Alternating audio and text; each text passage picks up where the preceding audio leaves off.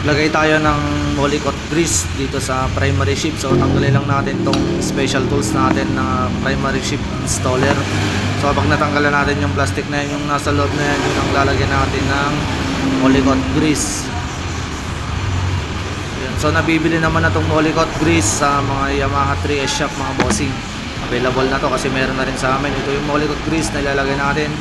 So yung pinakamaliit na daliri natin ang lalagyan natin ng Molykote grease.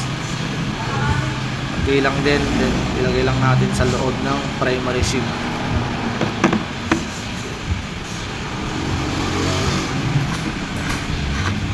Ikot lang natin kasi dapat malagyan natin nasa loob yan.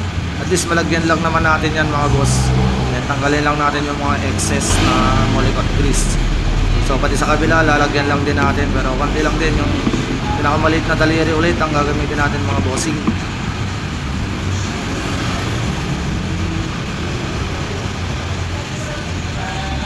Lagyan na natin. So kapag nalagyan na natin mga boss, lagyan na natin ulit itong primary ship installer.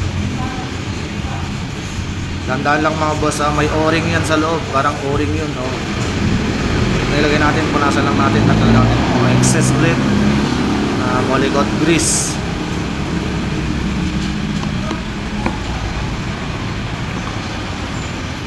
So pag nailagay na natin yan, sulpak na natin ulit sa crankshaft. So ilagay natin yung another primary ship installer.